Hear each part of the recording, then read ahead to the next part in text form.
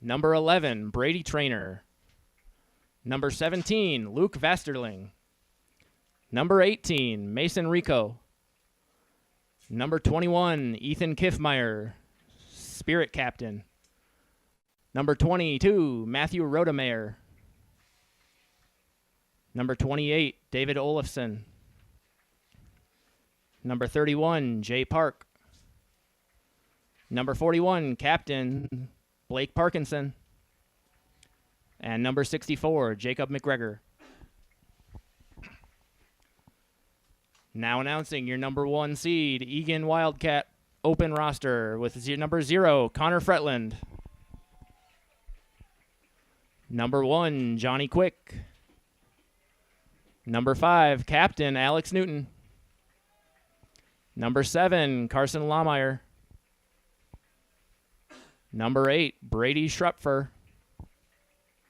Number 11, Hale Halverson. Number 21, Captain Cole Meyer. Number 23, Bassem Nijam. Number 27, Jacob Gibson. Number 33, Owen Bockenstead. Number 34, Soham Kundo. Number 40, Brady Meekin. Number 47, Samson Axelrod. Number 52, Captain Owen Nelson. Number 57, Grant Paulson. Number 77, Leo Jolie. Number 82, Jack Marsh. Number 83, Ryder Brandner. And number 88, William Schenecker.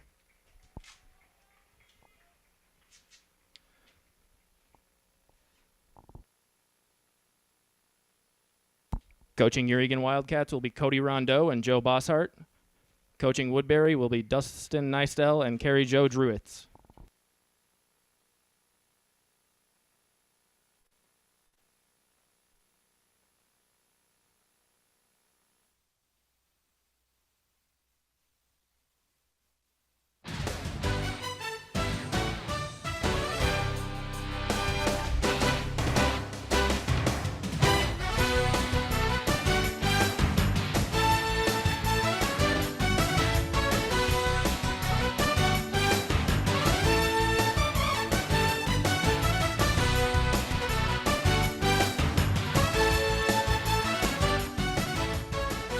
Looking live at Johnny Cake Ridge Soccer Stadium in Apple Valley, Minnesota. It's the South Suburban Conference Championship Ultimate Frisbee style between the Woodbury Ultimate Open Team and the Eagan Wildcat Open Team. My name is Skip Newton here with Justin Wallen. It's game 2 of the doubleheader.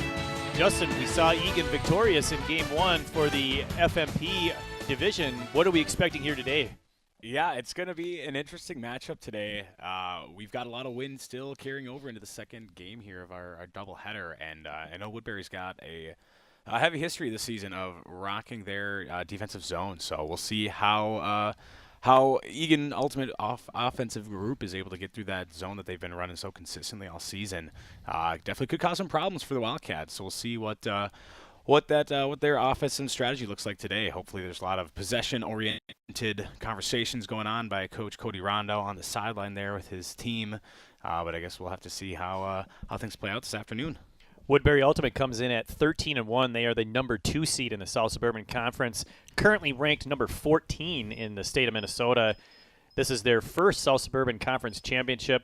Last year they finished in 3rd place, and at the state in D2, they finished tied for 7th. Their coaches are Dustin Neistel and Carrie Jo Druitz. So that's Woodbury. You said they're tough defensively, 13-1. That's a good mark. Yeah, definitely a good record to have over a long season. A lot of good programs here playing for the state. Definitely a great matchup we're going to see here with this 1 and 2. This is, I think you mentioned maybe the first South Suburban Conference Championship appearance for Woodbury, and I also believe is the first matchup we've seen Woodbury and WUFTA varsity programs come together. So an interesting time to see this first ever matchup between programs here in the conference championships could make for a fun afternoon for everybody watching at home. Yeah, as you mentioned, the Eagan Wildcats, the number 1 seed. They're 12-9 overall on the season. They have been South Suburban Conference champions in 2012, 2013. Your season, if I'm not mistaken, you played for that team. Is that correct? That is correct. Yeah, we played out here on this field too. It was a fun season. Definitely a fun finish here on the hallowed Johnny Kick Ridge Fields. Definitely a fun stadium to be having a conference championship game, and it's fun to see the tradition still continuing on the same field where I got to play when I was here. Yeah, perfect field for Ultimate Frisbee. They also won the conference championship in 2016 and 2017, so a couple of back-to-back times there. Last year, 2023, they were the runner-ups, so very close. I believe they lost to Apple Valley, if memory serves, so kudos to Apple Valley for that championship a year ago. Last year in D1, Eagan finished 13th in the state finish. They are currently ranked 12th, so you have the 12th overall team versus the 14th overall team, number 1, number 2 in the conference. This has all the makings of a close matchup. Yeah, fun conference to be a part of for sure. And it definitely creates for some fun rivalries and a lot of high competitive ultimate here that we'll get to watch this afternoon. So we are just under 3 minutes, I think, from the opening poll. It'll be 2 45-minute halves. If a team should get to 8 points before the 45 minutes, I believe they'll take half at that time. But correct me if I'm wrong. I know the rules on this aren't exactly the same in every contest. It might be just a strict 45. But if a team gets to 15, then the game ends at 15. So we'll see how that plays out. Watched a lot of, obviously, Eagan play this season. They do very well against teams at their level or teams that are below them. The better teams in D1, they've struggled with just putting things together. And in the common thread I tend to see there is when Eagan commits unforced errors, dropping of the disc when there's no defense, that's when they seem to struggle. When they're catching on to the ones that they should catch, feels like that then they're usually pretty successful. Yeah, it's tough to play against the good teams, especially in some weather like this. So, two good seeded teams here playing against each other, like you mentioned, might give Eagan some issue here. So we'll see what they can do, especially if Woodbury's going to be coming with some of that zone here, like we saw in the previous game in the female matching players game. It's going to take a lot of patience with the offensive disc for Eagan, a lot of swinging, a lot of throwing fakes to have the mark within that zone just around to open up some of the throws. I know Cole Meyer, senior handler for Woofta, has a tendency to not look to throw a lot of fakes here early in the stall count. So we'll see if he's learned anything from the coaching staff at the program to make an impact there, and hopefully utilize those good teachings to get around that zone. Cole does love to go deep. He is not afraid of the wind either, and we've referenced the weather conditions a few times, but for people just joining that didn't check out the first match today, it is a pretty strict wind, and it's a crosswind going from our backs, so from the viewers' backs across the field, which is better than a wind the length of the field, because that can lead to, like you said, a potentially one-sided game, or at least where all the points are scored on the same end. Yeah, it'll be interesting to see the type of shots we see from this game compared to the one prior. Definitely going to see a lot more longer shots, a lot more hucks coming through, probably some riskier throws coming with some of the open players here on both rosters. Could make for some definite huck fest like we saw early in the second half from the female matching game. Probably more foul calls as well. We only had less, one hand easily, maybe 2 or 3 in that first match where Eagan was victorious 11-6 over Apple Valley, but it was a lot of clean play, good sportsmanship, that what you'd like to see in all aspects of Ultimate Frisbee. But these boys, I think there'll be a little more physicality. It looks like Woodbury is doing the opening pull, so Eagan will start with first possession. Yeah, real nice pull going up into the strap. If you're catching some wind, although look close to the line. We'll see what discussion happens. Woodbury signaling that it landed in.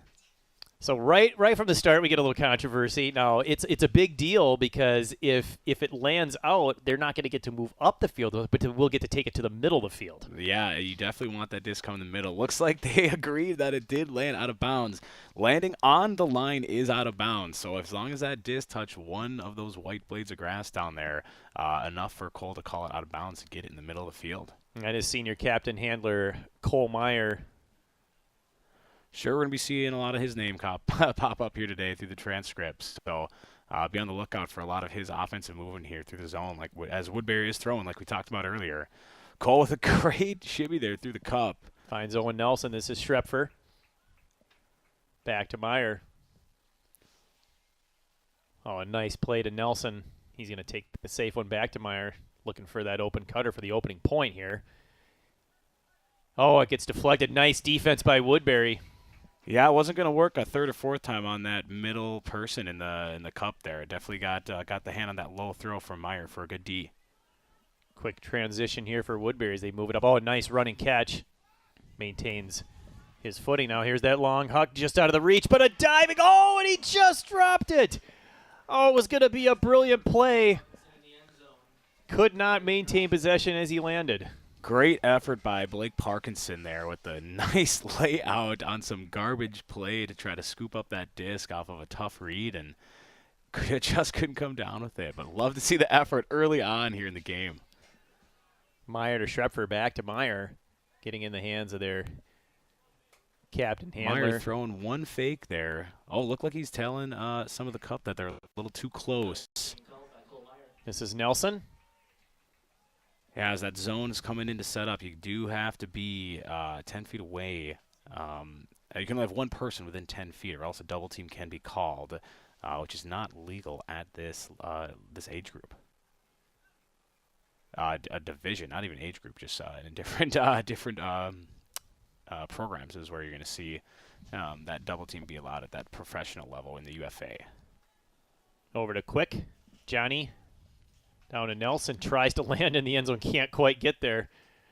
Held up in the air as long as he could. Drops it back for Schenecker. My assumption is that's a brother of Lucy we saw earlier in the first game with the Callahan. I tried to thread the needle to Nelson there. Couldn't quite do it. Another turnover down near the zone. Here comes Woodbury Ultimate.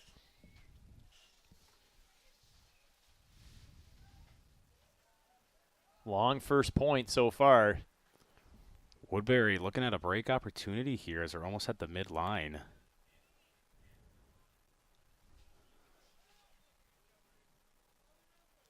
Tight defense. Man on man for the Wildcats. That one gets away. It'll be a turnover back to Eagan. Quickly handing it off is Carson Lamayer. Nelson again. One of the top cutters. Able to get some good offensive flow here, continuing past the defensive zone. They get up to about 6 yards, push back now about 15 with, again, good continuation swings. Oh, and Quick just not sturdy enough in his reception there to hold on to the disc. Looked like he might have been too quick to look for that next pass. That might be the case. Thank you, everyone. I'm here all day.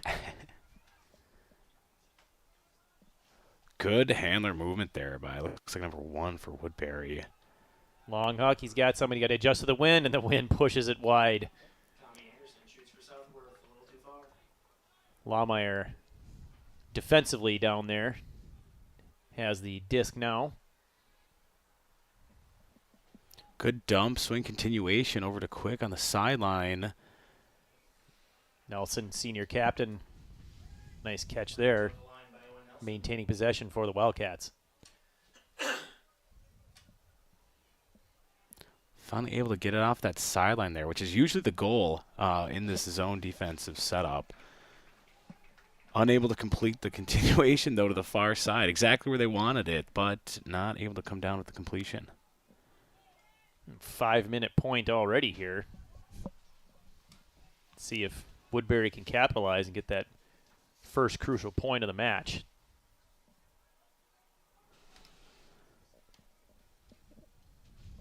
It's Thomas, Josh Thomas, sophomore. Open receiver.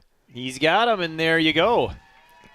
Woodbury gets the first one. We'll see if we can get the numbers on that one. Woodbury capitalizes on a break chance after a 5-minute point. Tommy Anderson with the assist to David Olafson. Great start for Woodbury coming out with the break. Remember, they pulled at the very beginning of the point, starting on defense, and typically your O-line coming down is the goal is to come down with that progression through to the end zone for a score every time, so that you can maintain offensive holds on a continuous basis. But Woodbury doing a great job with that zone to disrupt Woofta offense for a break score. Yeah, so senior captain Tommy Anderson had the assist. I did miss the person who caught that, the point score. We'll get that for everyone when we can. Looks like it was 28, Davin Olafson. All right, 28, Davin Olafson, senior as well. Great start to the game for Woodbury. See how Woofta's going to react here. Got Joe Bosshart and Cody Rondell both out on the field, giving some insight. Looks to majority same line. See a couple subs out there. Looks like Jack Marsh is out for a cutting position. I'm not sure if he was on for the first one, but similar line for their offensive group. Just as the coaches believe that they've got the best opportunity to lock down that possession down in the end zone. Marsh was out there for the first one. The thing I'd like to keep in mind, at least if I'm putting on my coach's hat, is they were moving the disc well. They got it down there. They were within a couple of yards twice of scoring, so it's not like they're struggling to connect. And I think you can build off of that as a coach and just say, all right, things got away from us a little bit, but we can make something happen. That was a great pull there for Woodbury. Just parks it in the middle of the end zone. But Meyer's able to get out and put into offensive possession in the neutral space in the middle of the field finally. Be interesting to see how Eagan reacts to this zone defense. I think that's given them troubles historically this season, so I'm not sure if that'll continue today or if they've just gotten better at it the more they've played against a zone. Yeah, it's an interesting place to be one of those handlers within the cup. It feels a lot slower versus playing against person defense, but the danger is you've got defenders sitting out in the open space, not typically guarding just any one person on the field. So you gotta see every inch of the field. That it can be a daunting task to do that, especially with a large cup, as you see here by Woodbury, with all four of them in the cup, where you see a traditional 3-person cup. Boy, the wind playing defense there. It looked like Nelson had caught up to that one, and all of a sudden it jumped about 2-3 feet back into the air, and here's Woodbury back on the offensive. Yeah, quick transition gets him past the halfway mark pretty quickly. See if Eagan can step up defensively as Parkinson with it now. Finds a wide open Josh Thomas. Back to Anderson. Man defense for Woofta. McGregor. Looks like they're forcing their away sideline. Back to McGregor as they were almost in, just on this side of the goal line. Woodbury with that 1-0 lead, trying to make it 2. Diving defensive play by Meyer, unable to get there. We do have our second point. Woodbury with a 2-0 lead.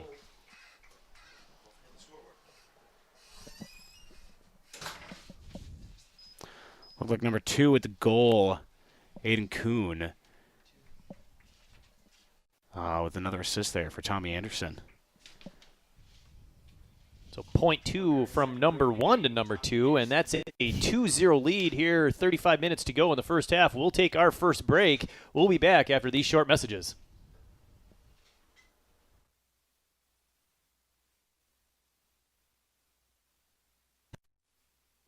Honey, what I think you need is a socket wrench. I played JV basketball. I'm sorry. I don't think it looks right. This is good, and it's all good, baby. Is it really all good?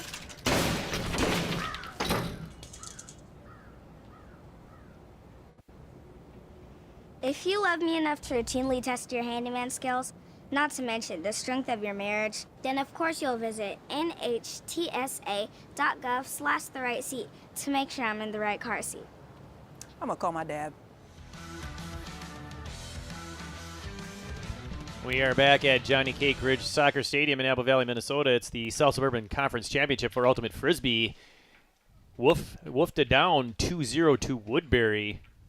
So needing to come back and score, I think, the next point. They don't want this thing to get too far away from early, although there's plenty of time left as we still got 34 minutes to go in the first half.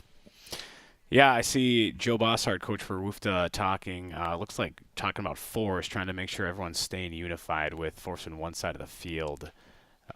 Looks like there might have been a little bit of switching on the last point, which allowed Woodbury to walk down the disc with some relative ease. I think basically the same lineup. So the O-line, I think I'm going to call that so far for the Wildcats. Yeah, it looks like Cody and Joe are going to be running that same grouping there. Big majority or big focal point for our offensive group is just to maintain possession and drive completions home. And this is the group of 7 that's been running chemistry all season, playing together throughout regular season games and tournaments. And they've been running those same lines at practice. This is where coaches think that the team's got the most opportunity to capitalize. Tough one there, just out of the reach of Carson Lawmeyer. Woodbury quickly coming up with a break chance here. Eagan needs a defensive play down near the end already, and that one got a hand on it. Was Meyer, and he's going to catch that one and look for the quick transition. Quick.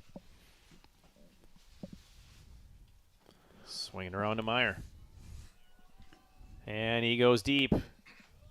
Through a lot of traffic there, too. I didn't know the disc was going to get all the way down there with the prior defender trying to knock it out the sky, but gets the full effect, almost a punt down, 4th down almost. Looked like a high stall count there for Meyer. This is Davin Olofsson, number 28 there with the disc. Scored the first point for Woodbury. Hands it off to Anderson. He's got both assists. Here's a long one. The guy's got open. Can he get there in time? Oh, great defensive play. A nice adjustment for Eagan. That was nearly the 3rd point. Owen Southworth was open, but the disc just held up enough. Yeah, Will Schenecker coming up with a great defensive play. Defensive genes definitely running in that Schenecker family there for both Woofta programs. Let's see if Eagan can solve this zone defense here. They've been moving it fairly well, but unable to capitalize and get on the scoreboard as of yet. Under 32 minutes to go here in the first half. Currently back in their own end zone in Callahan danger territory here. Owen Nelson, senior captain, is open. He's got options. There's Jack Marsh, another senior, back to Meyer. Easy continuations once you get the disc past that initial cup. And it looks like Woofta is capitalizing once they get those opportunities through the zone. Thought Nelson had a shot there to go for the point, but chose to play it calm, play it chilly, as it were, in the lingo, but the low throw turns it back over to Woodbury. Quick defensively. Eagan sticking with the man. Oh, a nice delivery there, and a long huck down. This one's going to be too far. Parkinson in some good power position there, which allows him to help get that disc going a little bit deeper, but a little bit out past the reach there for Woodbury. Marsh to Meyer, yep. Some quick movement there. You love to see that, especially if that's going to help get around the zone. Treffer. Great continuation. So once again, Eagan getting down within decent. Oh, a great defensive knockdown. Let's see if the transition comes through and they decide to back things off there. That was Eli Neistel, sophomore, got the big paw on it up high. Yeah, that's a great individual to have in the cup. With him being as tall as he is, that's a great defensive piece to have there for the squad. Parkinson find Anderson. We got a call. Looks like might have been a bit of a push off. Nelson calling the foul there. Again, Frisbee is a non-contact sport, so any contact person to person can be called. And in that sort of situation, correct me if I'm wrong, but the stall count picks up where it left off. Is that correct? Yes, because it was an offensive foul, the stall count stayed where it was at. Whereas if it was a defensive foul, the stall would reset to 0, allowing offense a lot more time with the disc.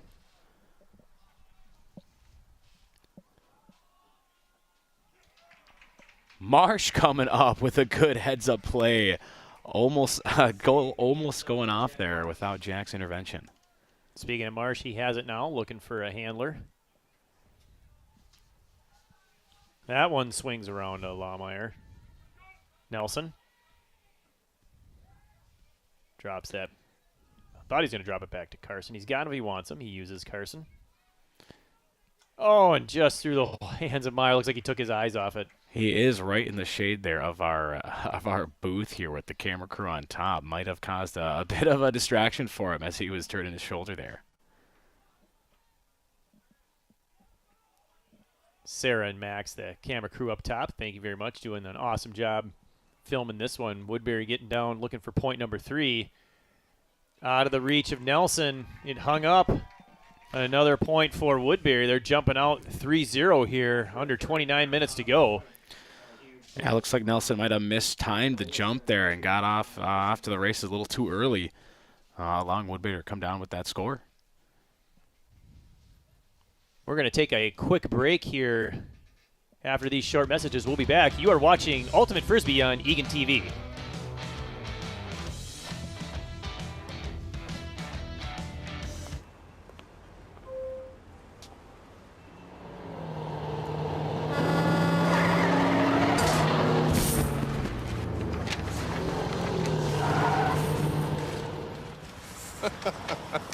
This can't be happening. This can't be happening. Of course it's not happening. Armored car.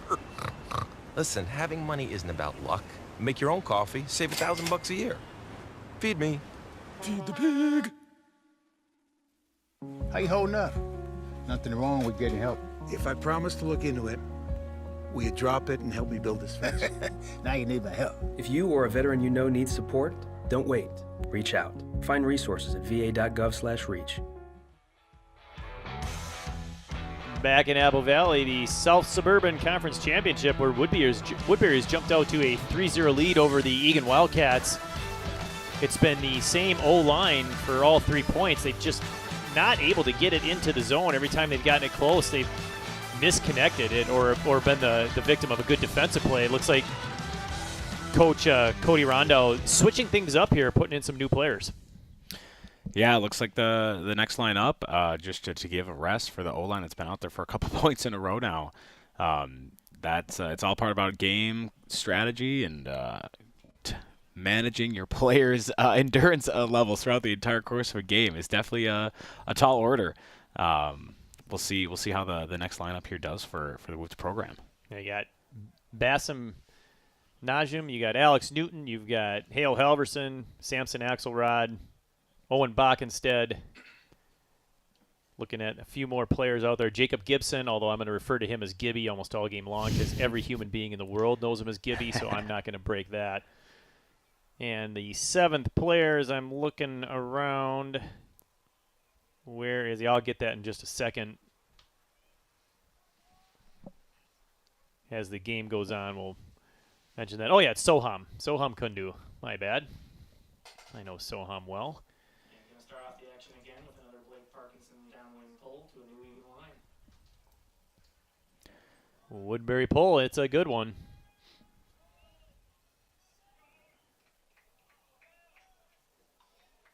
The wind gets a hold of that one. Newton can't quite adjust. Diving attempt by Axelrod.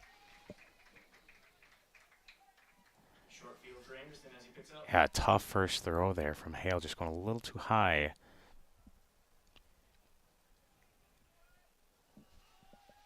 There's some good defense. Newton, senior co-captain, getting his hands on one.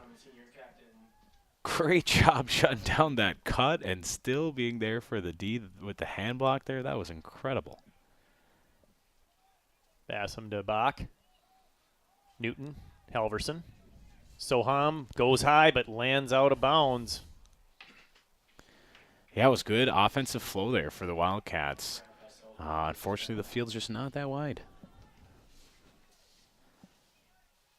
Here comes Woodbury once again. This is Anderson. He's been involved in all 3 points. First 2 assists, third one score. A cheeky high release there in this wind on the sideline. That's a very technical throw there by Anderson.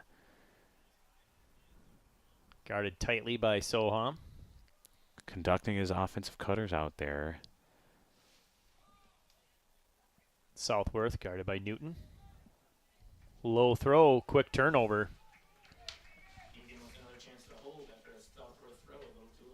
Nijum picks it up quickly, finds Bach over to Axelrod, back to Bach, back to Axelrod. The 2-man game playing to perfection down there. Bassam going for Soham. He's open, he's got one, and that's the first point for the Wildcats. Soham made his cut very early in that progression there. It was open for quite a while, and Woodbury just not able to get communication in from the sideline to help pick up that open shot. Soham doing a nice job of setting up that cut nice and early for the Eagan score. So there's a perfect example of the quick, bang, bang, bang passing, and Woodbury just could not catch up to the play. There were open players, and instead of hesitating and relaxing, Eagan just said, you know what, we're just going to keep going, and wide open goal. Soham was all by himself. Yeah, he comes in off of the right side of the screen there on the replay. He's extremely well timed and open on that cut. So big point there for the typical D line. So 3-1, and I'm looking right to confirm, but my assumption was going to be that line might stay on the field. Yeah, it looks like they're going to let it ride. I know that has been a confidence booster for the team in the past, where the coach lets them run again, and they definitely build upon that energy to keep that train of scores going. Yeah, when head coach Cody Rondo is getting into it, when the finger over the head, let it ride, goes in, that's when he's getting excited. The team builds off of that positive energy. It'll be Bach instead with the pull. Yeah, you can see the shadows creeping across the field there as the sun starts to set. Definite strategy point there if they're trying to force into that sun to try to make it difficult to see the disc as Woodbury's working on offense here. Thought the wind might have pushed that one too far away, but it did not. Nicely job. That's going to be a great starting position for a zone defense here by Eagan. We're seeing it, I think, for the first time from the open program. Let's see what they can do. Exact same area where the female matching team got their Callahan the first game today. Almost feels like a prediction. Oh, another close play garbage by 47. Catch. Over the intended recipient, but right to the teammate. And there's Anderson. He's been so involved, I already know him by sight. Don't even need to look for the jersey number or the name. He is all over the place for this Woodbury squad. He sure is making our jobs easy up here. Yeah, exactly.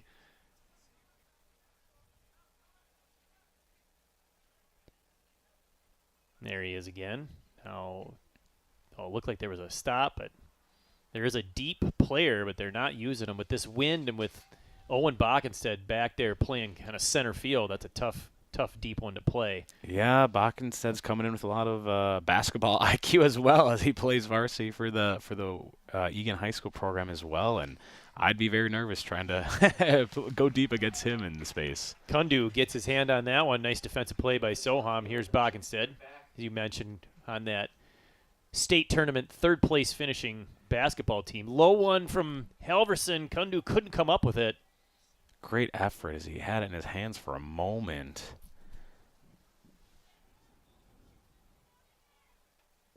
Woodbury back on the attack. Eagan finally able to get that cup set up again for their zone presence against Woodbury offense. Not a lot of movement from the cutters against the zone here. Looks like Woodbury's trying to utilize a lot more handler movement to get the disc swung from side to side to get around that cup. Now they go long. Backenstead's going to pick that one up. He catches his D. Finds Halverson. Axelrod swings it over to Bassam. The junior handler. Axelrod's a senior going to Harvard this fall. Heard he's looking to play for the team there as well. I know it's a bit competitive as their D1 program, but should be a fun time for him in any case. Tough one to get through there. Look for a quick transition. Oh, I thought there was going to be a layout. That was number 21. Didn't quite feel like he had the ability to get there. It was Ethan Kiffmeyer, the senior spirit captain. Eagan takes advantage of the turnover to get possession back, see if they can get out of their own end zone. Down 3-1 here, less than 20 to go in the first half. Back-to-back fake hammers from Axelrod and Newton. Newton throws a hammer, that'd be the first. I'll tell you that right now. I'm sure he'd be loving to tell the story about it if it went off, though. Eagan setting up with that zone defense again. Another long point here. The first one was over 5 minutes. This one's been lasting quite a while as well. Woodbury scored the first 3 points. Eagan, current D-line, scoring the last one. Nice hammer throw there. Yeah, I wonder how many more of those we'll see this game. See if Boggan's measures this one. Yeah, that's just a tough one for any opponent. Boggan said coming in at around 6'6", 6'7". Definite strong asset and a good value add to the team, especially with how dominating his handler abilities are as well. He can cut, he can catch, he can throw far, play good defense. Great asset to have on the team. Oh, there's Anderson sensing the stall count getting up there, anticipated that opportunity, took advantage. Let's see if Woodbury can get one here. They're knocking on the door. They're wide open in the middle. Woofta still running that zone, not choosing to fire out of it and go to play man D. Like they had some open options there, but that zone must be doing its part. This is Parkinson. Over to Anderson.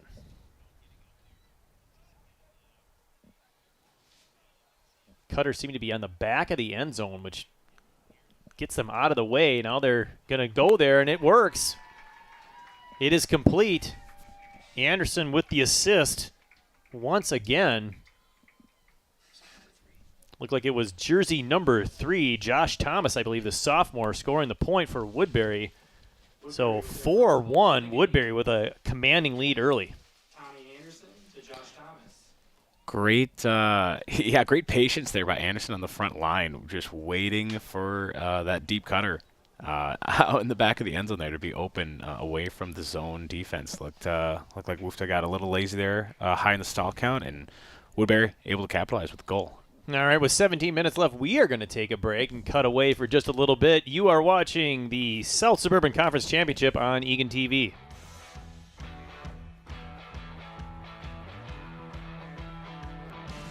It's something about having that piece of paper. Some people think that's worth more than my skills. I've run this place for 20 years, but I still need to prove that I'm more than what you see on paper. You just gotta be so good they can't ignore you. It's the way my mind works. I have a very mechanical brain. Analytics and empathy. That's how I've gained clients. I am more. I'm more than who I am on paper.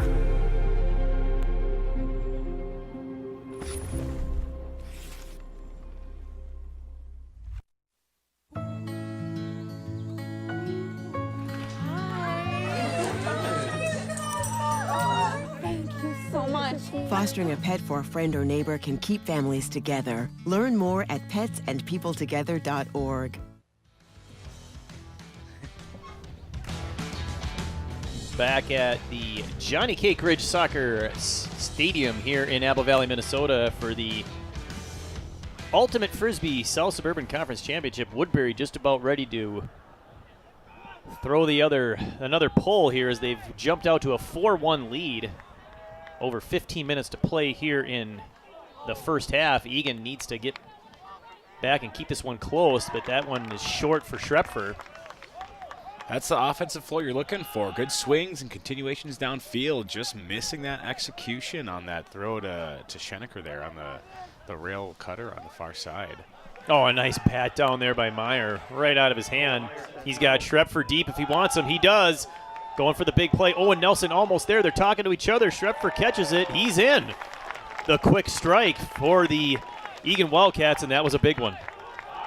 Just a gorgeous huck from Meyer. Smooth backhand opens it up with a fake for once in his life and finally commits to a nice backhand to open Shepard down in the end zone. I'm sensing a little bit of former coach frustration, perhaps, in that tone. Just a little bit. If you want to make the throws a lot easier, throw a couple fakes to get your mark off you, and any throw is available. Just gotta put in the effort. If I'm putting on my coaching hat, you can see the fine line between trying to go to that play too often and getting frustrated with, come on, man, just be patient. But then you see that, and you're like, well, that's why you kind of let it do it, because, man, he can put those in just perfectly. I mean, he had two guys there that would have made that catch. Yeah, great timing on the cutting perspective is what's going to really capitalize and make those plays available. Is if you've got people timing their cuts like we saw Soham Kundun for the first goal for Woofda, as long as you're timing it well and you know who's picking up the disc like Meyer did there, you can definitely take some easy deep shots. So a big one, a fast one there for the Wildcats, brings the score to 4-2 as Coach Rondo finishing his comments and coaching to the team.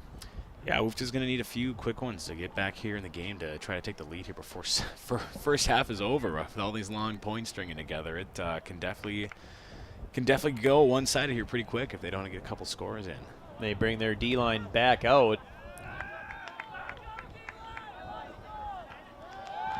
Nijam with a great pull. Right on the goal line there for Woodbury. It's a good start. Let's see if Eagan can force that turnover early here and capitalize, try to get the break. They're setting up that zone again, which has given Woodbury some trouble, but once they seem to get through that cup, it's off to the races for the jerseys or the players in blue. The one thing I've noticed for Woodbury is they are very patient with possession. They don't seem to panic. Oh, a nice defensive play. Knocked down right out of his hand. Here's the opportunity for the Wildcats to get that quick point. Nearly turned it back over there. Nice job by Nijam over to Halverson. Bach instead.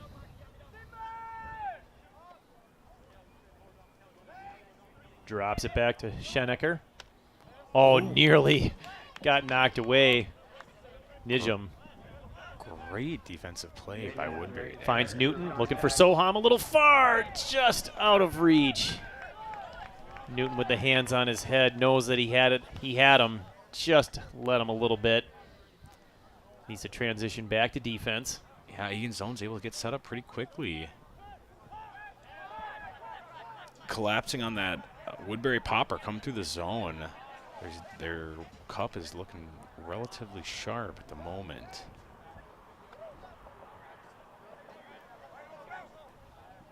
Woodbury swinging it back and forth. Short, now they go long, straight to Nijam. He's going to quick transition to Bach.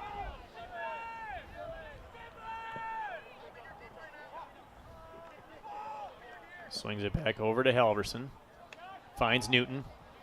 A lot of quick movement through the zone, which is definitely effective, but is going to cause some rushed throws, much like there, for another turnover for the Woofda offensive line. Another missed opportunity down close. That's 2 on this point alone for the Wildcats. That has plagued them early in this match. We saw that first point of the game. They had it down there a couple times and could not capitalize.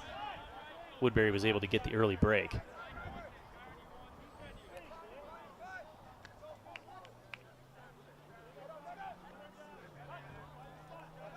Ryder Brandner, rookie, junior, but first year with the program, put on a great mark there. He's moving quickly around to everybody getting thrown the disc their way.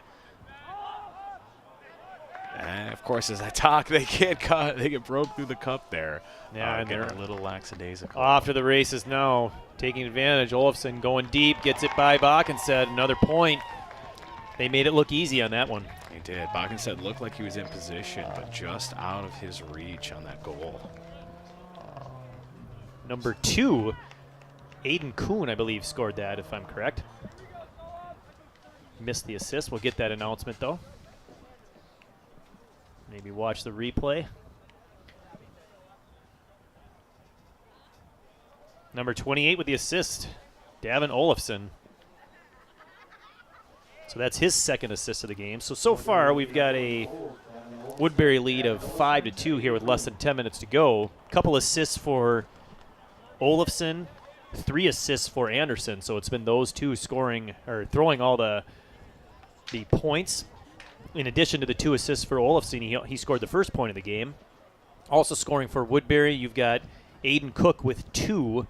You've got Tommy Anderson with 1, so he's got a 4-point night going. And Josh Thomas, the sophomore, has a point as well. So there's your scoring for Woodbury. Eagan has 2 points. Assists from number 23 to number 34. That, of course, is Nijam 2, Soham Kundu for the first point, and the second point off the beautiful long huck, Cole Meyer, senior captain, to number 8, of course. That was Brady Schrepfer, and that was where Owen Nelson was also right there. It was a beautiful play. Yeah, we're getting to see the O-line come out here again as Joe Bosshart is giving some instruction here before the point goes off. So I think one thing that Eagan needs to change up just a little bit from my novice point of view is when they get it down close, maybe not be quite so rushed. They seem to get a little excited, and they're trying to throw it around too quickly. If they can just relax a little bit, chilly, as I believe they say, and turn some of these near misses into points. Yeah, hopefully we can hear that chili call come from the sideline to help indicate to our guys to take a little bit more patience with the disc. That possession stat is definitely what makes an impact for a successful program. So they're going to need to treat that disc as if it was a newborn child there on the front line very delicately. O-line back out. This is Marsh looking for an outlet. He's got it. Will. Some successful short passing here. Yeah, the zone is doing a good job of making them throw a lot of throws, which has a high chance for a turnover with some of this gusty wind coming through today. It's going to be up to Eagan if they're going to be able to stay vigilant and stay disciplined with these short throws progressing down the field. Nelson needs an outlet. Stall count's got to be getting close, but he's got Will. Made a call, but it didn't matter. He caught it. I think he's just going to let it go. Yep, play continues.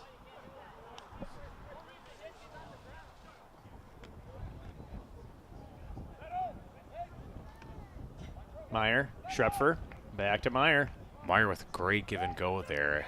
Getting ready for that cut as soon as the disc's out of his hand. That's incredible timing. He's got open people. Oh, and just too high. So once again, the Wildcats are down close, and they can't finish the play. Yeah, it's tough trying to throw a score or punch a score in the red zone when Woodbury's running through zone, even on the front line there. You can't run an end zone isolation set. You got to try to bob and weave through a lot of zone players there in that tight window. Woodbury back on the attack. They start from the corner of their own end zone. Looks like Eagan has ditched the zone going for man-on-man. They got a substitution here. I believe there's an injury on the field. Coming off is, let's see if we can get that number. Olofsson, number 28, came off. Coming on, number 10, Aiden Lowry.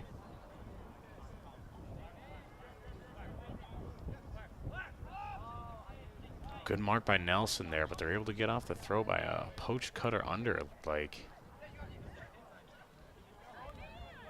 Southworth had it quickly up to Thomas. Looks like the Wolf to O-line throwing a relatively poachy D, doing a lot of switches, trying to cause some chaos for the Woodbury offensive unit here.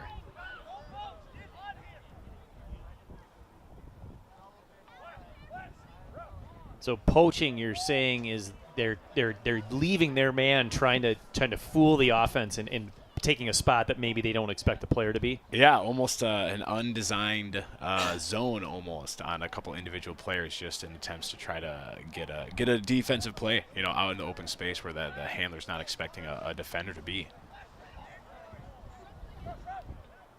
Not always the most favored method by coaches. A lot of them would rather have their players just stay tight and play good defense, but the poach definitely has its advantages in the right situation. Yeah, Jack Marsh with a great defensive play. He had that one measured the whole way. You could just tell it was not going to be completed. Meyer bobbing and weaving through the zone in a very quick fashion.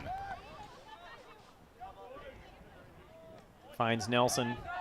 Back to Meyer. The give and go is on. Long one again. The dive. The layout. No good. It's quick. Meyer having some great footwork there and throwing some very intricate low releases to try to thread through that zone. Just throwing with enough angle outside of the arm there of quick. Tough result to a fun, well-designed play. Second one to get down into the end zone with no point here for the Wildcats. We've seen this a couple of points before. They get down there, they can't score. Woodbury ends up taking the point. See if Eagan can buck that trend. Tight defense. Great marks, keeping the Woodbury offense in the front of their end zone there. Oh, a nice play. Anderson once again.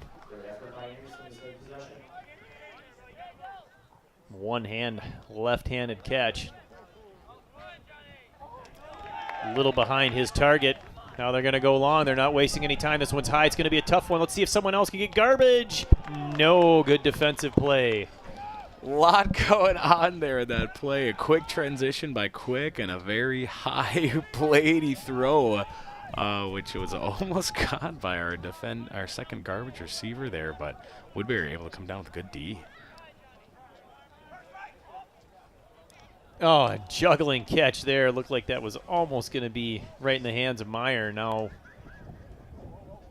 what's going on? We've got a call.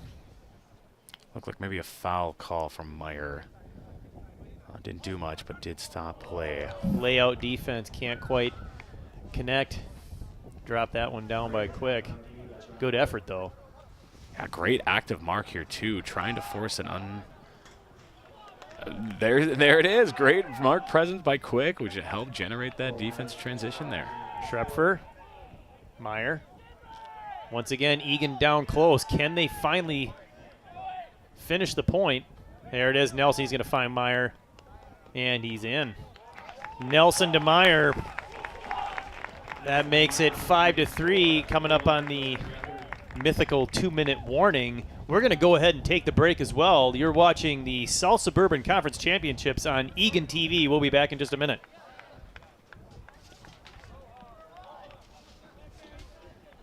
Hi, I'm Smokey Bear, and I made an assistant to help you out, because only you can prevent wildfires. Hey, Assistant Smokey Bear, call me Papa Bear, because I'm grilling up dinner. Do you get it? Yes, good job. So, what should I do with all these coals? Don't just toss them out. Put them in a metal container because those embers can start a wildfire. I understand. The stakes are high. Ha, ha, ha, ha. See, Smokey thinks I'm funny. How you holding up? Nothing wrong with getting help. If I promise to look into it, will you drop it and help me build this fence? Now you need my help. If you or a veteran you know needs support, don't wait. Reach out. Find resources at va.gov/reach. It's 5-3 Woodbury here in the South Suburban Conference Championships with Justin Wallen. My name is Skip Newton, right here on Eagan TV. We are in Apple Valley getting ready for the pull, the final minute of the first half, at least according to the clock. See what happens here, Justin. That was a nifty offensive play there by Nelson and Meyer. Yeah, the give and go was well executed there on the front line, which definitely is what you're looking to see with how confident those two are with their throws and with their footwork. This point coming up here is going to be very pressing to the very tied to the outcome of the game. With the timer running out, whoever gets this one is definitely going to help put themselves in a great spot coming into the second half, whether it's Woofta closing the gap or Woodbury increasing that lead. Lands that pull brilliantly in the end zone. Bach instead pulling to perfection. Oh, and a nice layout catch. Had Newton or another player been closer, that had Callahan written all over it. That's exactly the type of throws your zone's looking to create with a lot of that poached area covered by all the different individuals. What do we got here? We got an arm up, we got a call. I'd imagine a travel call by Newton there.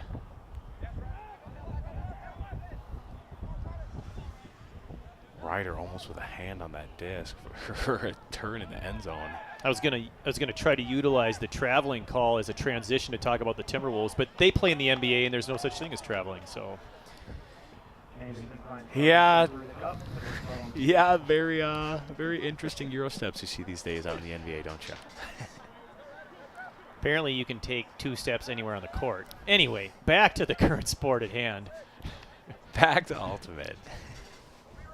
Eagan tightening up their defensive line out there. This should be the final point of the half, but we'll hold on to make sure. A long huck. And just out of the hands. Looked like some contact up, but doesn't look like a call coming up. Oh, just a perfect defensive swat. Doesn't need to make a call when he's going to do that. That was Southworth. Yeah, knocking it down with authority. Oh! Newton. Brandon. No, excuse me, not Newton. My bad. Brenner, excuse me. Ryder coming in with the second D there. Similar hairstyles threw me off. A nice play by Ryder. Here's his Halverson. The Mahomes look has definitely taken the generation by storm, that's for sure. Newton cuts right into the cup. Oh, and just throws at a release point a little late. Trying to for Kundu. Needs to shake that off, get back into the game here. Going to guard Anderson. Still setting up that cup, so Eagan's still sticking into that zone defense, even though the wind does seem to be dying down a little bit.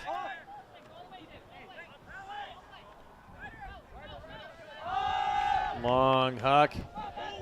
It's up there, and the defense can't make the play. Wow. A brilliant answer by Woodbury. That's a great cross-field throw there by number 21 for Woodbury. My goodness. Ethan Kiffmeyer across the entire field. Senior spirit captain, and that should be the end of the half. It's 6-3. We'll be back in just a little bit. You are watching the Southwest Suburban Conference Championship right here on Eagan TV.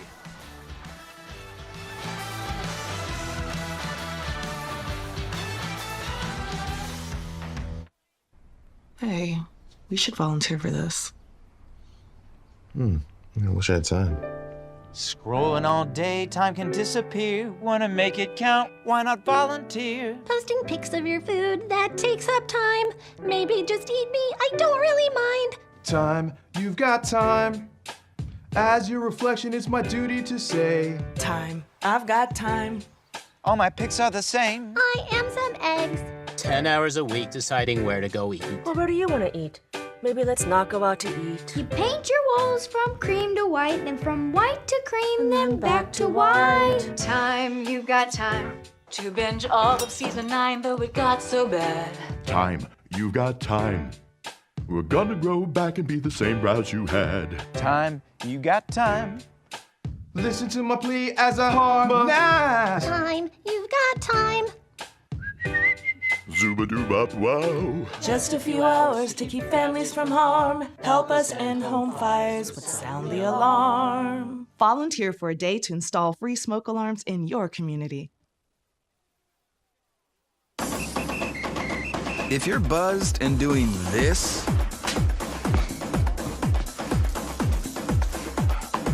to make yourself feel okay to drive, ZWX.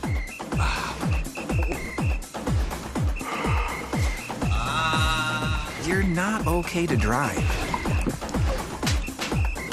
YGKLVW. Regular you.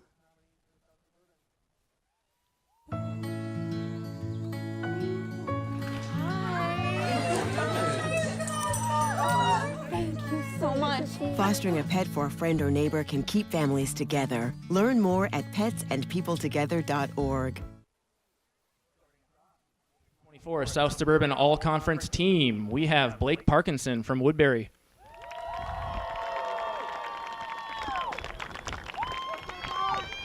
We have Cole Meyer from Eagan. Evan Snyder from East Ridge. Jared Munson from Apple Valley. Tommy Anderson from Woodbury. Alex Newton from Eagan. Owen Nelson from Eagan. Joe Hendrickson from East Ridge. Justin Rice from Red Wing. And Cade Ranua from Apple Valley.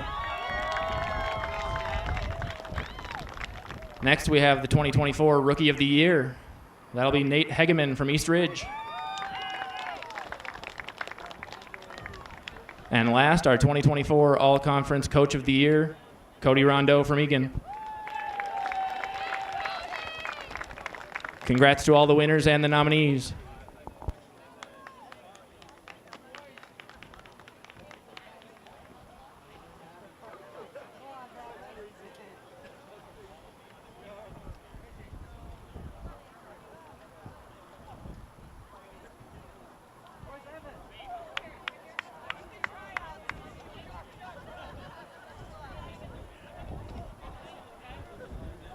You know, how you feel on the inside is just as important to me as how you feel on the outside. Oh, Daddy.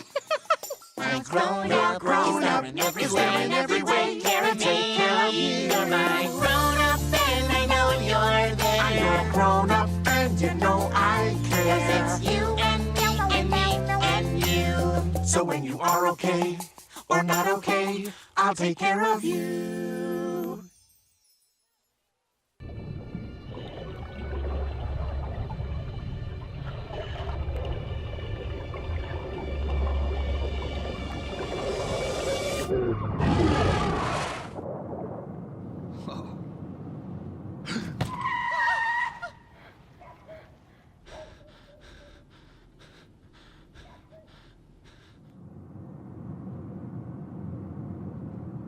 Eyes forward. Don't drive distracted. Wash, washy, wash, washy, wash, wash your hands. Scrubber while you sing the song. Wash, washy, wash, washy, wash, wash. Rub your hands and fingers and the places in between. Using soap and water, make sure that's so clean. Wash your hands. Great job, you're almost done. 5, 4, 3, 2, 1, now dry.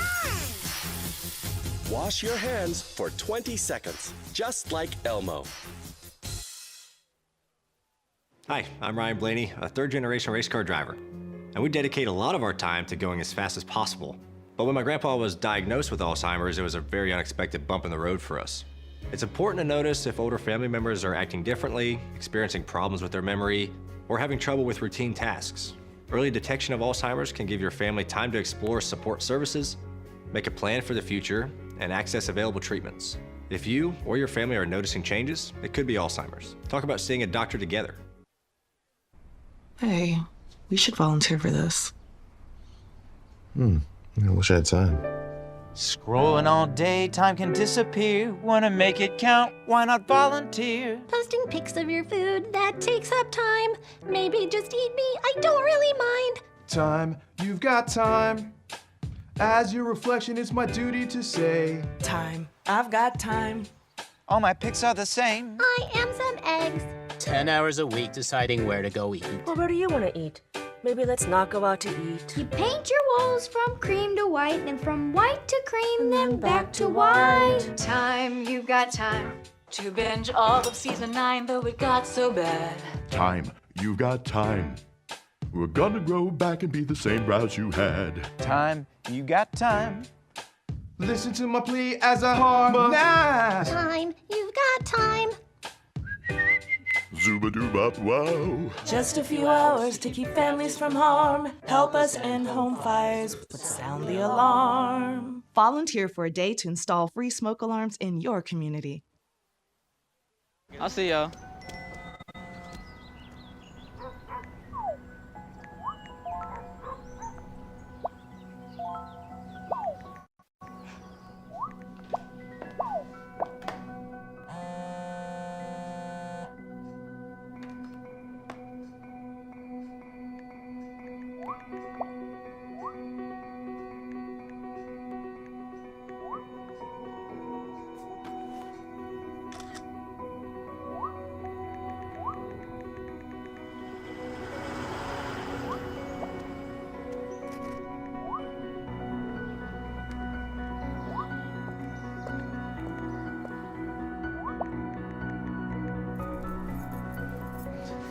got some batteries and 2 flashlights. What's up, champ? Alright, it's cool. I feel like you get taller every time I see you.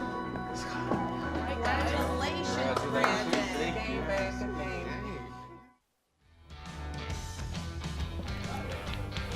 We are back at Johnny Cake Ridge Soccer Stadium in Apple Valley, Minnesota for the South Suburban Conference Championship between Woodbury and Eagan.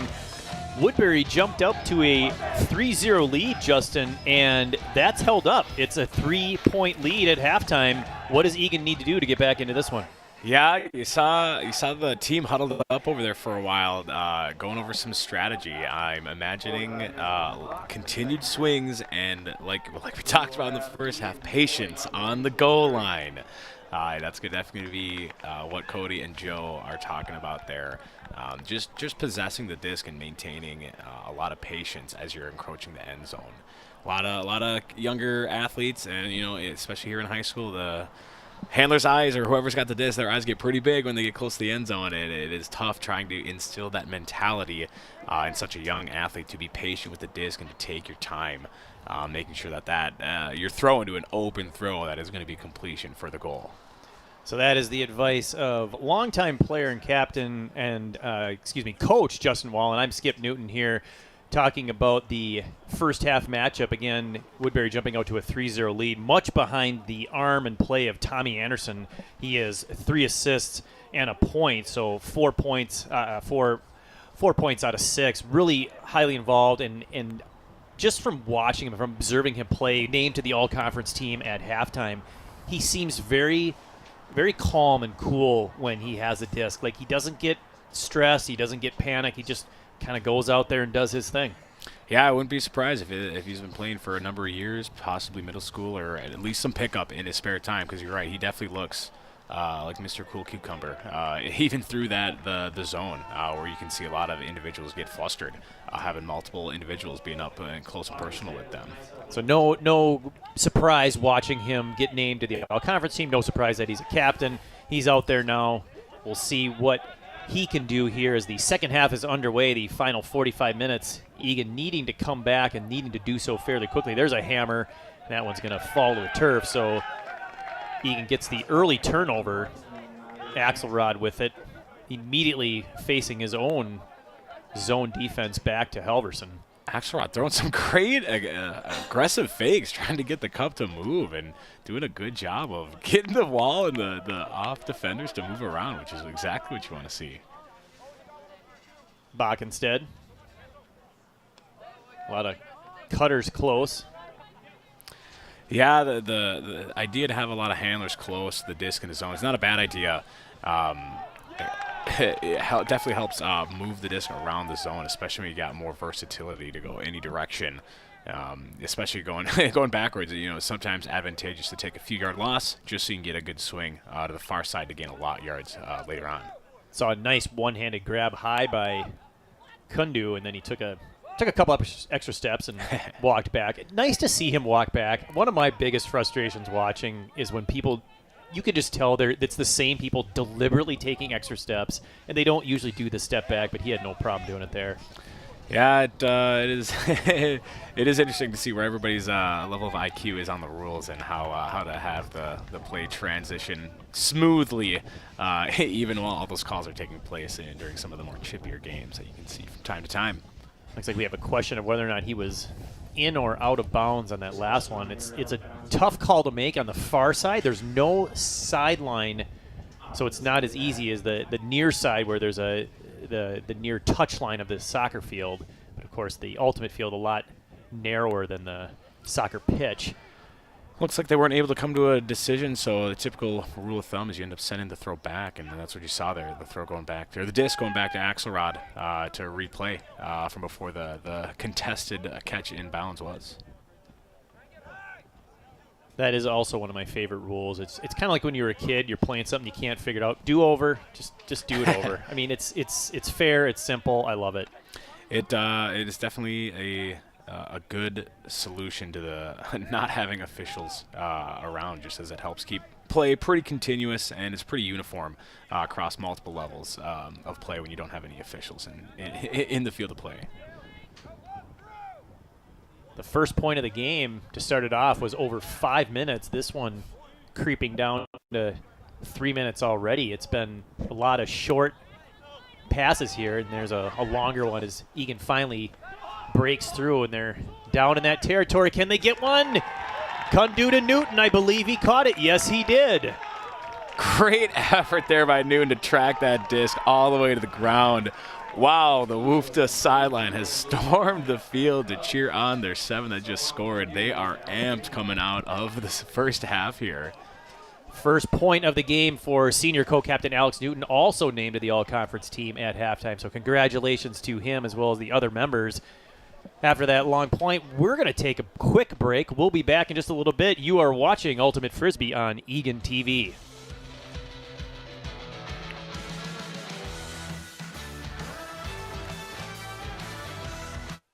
Honey, what I think you need is a socket wrench. I played JV basketball. I'm sorry. I don't think it looks right. This is good, and it's all good, baby. Is it really all good?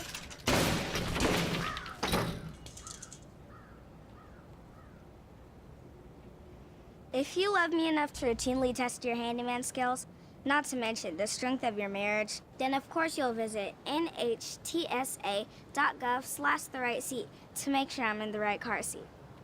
I'm gonna call my dad.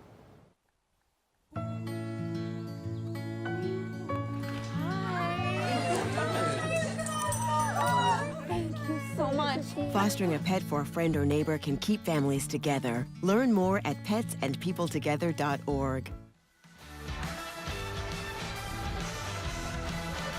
It's the Open South Suburban Conference Championship. Eagan with the first point of the second half pulls to within 2, 6-4 against Woodbury. I'm Skip Newton along with Justin Wallen right here in Apple Valley, Minnesota, as Cole Meyer about ready to do the pull to start the point.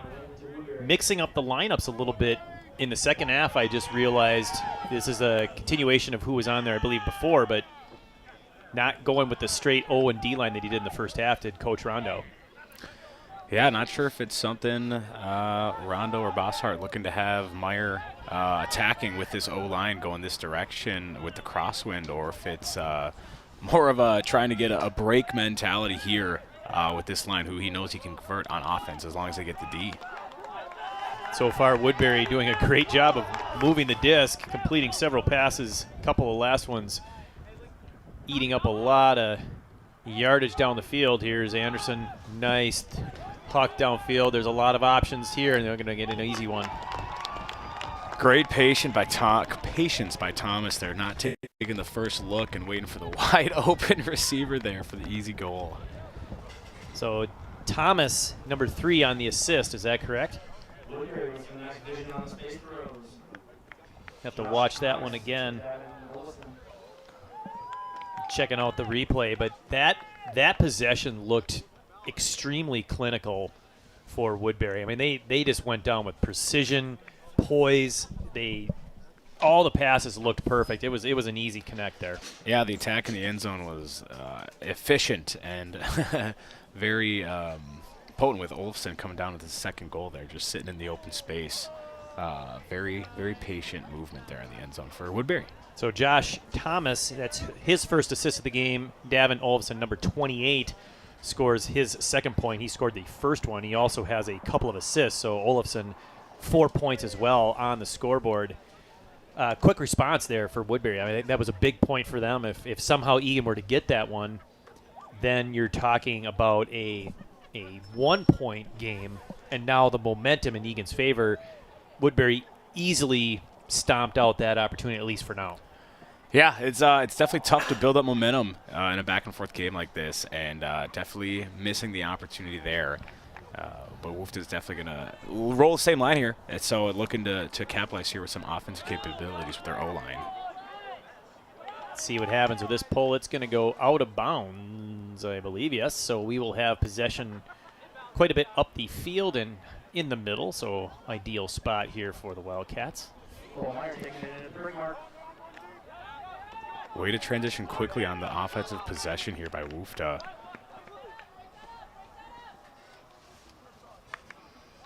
Meyer to Nelson. He's got Marsh back to Nelson. They're right down on the goal line. Meyer And points, speaking of clinical, they made it look easy there. That was Marsh from Meyer. Eagan immediately responds. Yeah, great give and go there. Meyer's able to just quick dishy the disc back and forth, and it almost looks effortless as he's throwing to Marsh there onto the break side. Great continuation and great offensive possession there for Woofda Ultimate. When Meyer's getting things going, he's not just distributing, what I'll call those mid-range routes, like the 10 to 12 yardish in that, but he immediately, he follows his pass so he can immediately get it back and then transition down, and you can tell the defense is caught off guard. They're not able to keep up, and it seems like that's when things really move well for the Wildcats. Yeah, the give and go is definitely a powerful move in the Ultimate arsenal. Definitely, it's tough as a defender, to be going from a mark to chasing on defense to back to mark, especially with Cole getting the disc every other almost sometimes. It can definitely be a potent asset in a handler's arsenal to get that give and go moving. Very, very strenuous to guard from a defensive position in that perspective. So we talked in the first game about the Eagan, or the Ultimate community. Players going from high school to college. They play club. They'll play as adults, and you see a lot of that. Here. There are people here watching this game that are not affiliated with either one of these programs, but maybe some former players, some alumni coming into the stands and checking it out. I know we're waving hi to them, but that's good to see. But I think it speaks to how much people enjoy just being around the sport. Yeah, it's a fun time, and it would be great to see the sport of Ultimate continue to progress. I kind of feel like we're the next lacrosse, essentially. Back in the day, it seemed like they had such little following, and now big presence there in the lacrosse community. Hoping that Ultimate can develop the same and become almost a main stage type of a sport to be playing for young and older athletes. Well, and in someday, it may become an officially Minnesota State High School League sanctioned sport. I mean, we're not there yet. It's still a club sport, but I know that can take time. I think, boys volleyball finally got approved after years of trying this last year. Yeah, it's crazy to see how it just kind of depends on the area you're located. I know Wisconsin's had men's volleyball at the high school program for a while, and it's great to see that come here finally to Minnesota. We'll see how slow or how quick Ultimate can make that jump. Meanwhile, Woodbury has had possession the entire time. Oh, and a rare unforced error. We have not seen that practically all night. Let's see if Eagan can capitalize. Halverson picks this one up. Drops it off to Nijum, back to Axelrod. Kundu going to go end zone, and it's knocked away at the last second. Great defensive play. That was definitely progression you're looking for, but the defense was very tight, and it was an interesting throw to go up. Oh, and there's another one that hangs up. Neither of the two players that were closest get it, but it drops right into the mitts of a Woodbury player. Oh, and another unforced error. Looked like a little bit of exhaustion there in Woodbury's receiver, not able to react in time to get to that disc. Maybe some fatigue set here late. Oh, in the game. He bobbles it and catches it. It's the point for Eagan. They've got 3 out of the 4 this half. Things are getting interesting. A huge Wildcat goal. Great effort there by Newton, sticking with the disc even after it was almost out of his hands, keeping the score possessed there for Eagan. We are going to take advantage of this to take a quick break. We'll be back in just a little bit. You are watching Ultimate Frisbee on Eagan TV.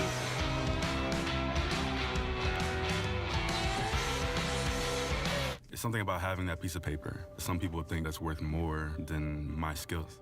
I've run this place for 20 years, but I still need to prove that I'm more than what you see on paper. You just gotta be so good they can't ignore you. It's the way my mind works. I have a very mechanical brain. Analytics and empathy. That's how I gain clients. I am more. I'm more than who I am on paper.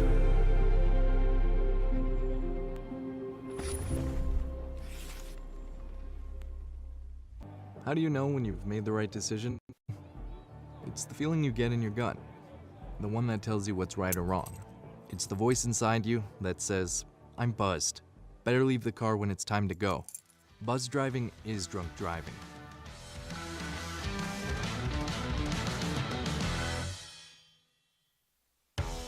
Minnesota. It's the South Suburban Conference Championship. There's over 32 minutes to go here in the second half, and Eagan has fought back. They are only down 7-6 now.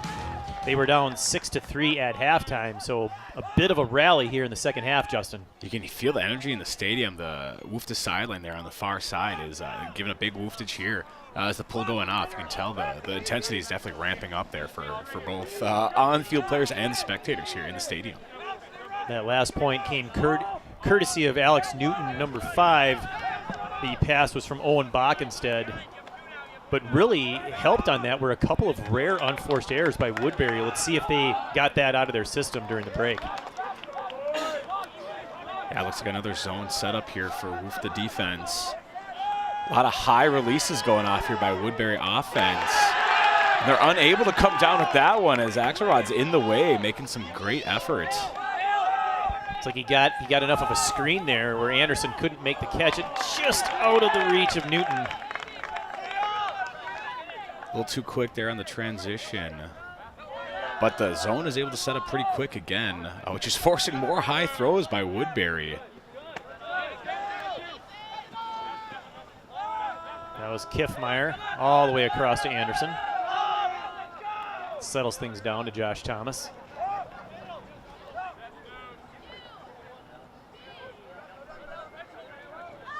Just over the head of Kundu. And back to Anderson, a couple extra steps. Yeah, seems like the wind is dying down. Oh, a beautiful connection in the back of the end zone. I thought the defense was there, but plucking it out of the air, I believe was Blake Parkinson, number 41. A huge cold-blooded connection.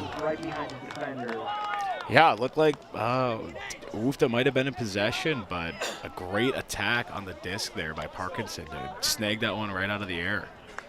And that was from Anderson. Once again, getting on the board. Anderson had 3 assists in the first half. That's his first here in the second half as Woodbury gets back up 8-6. We've still got 30 minutes to go.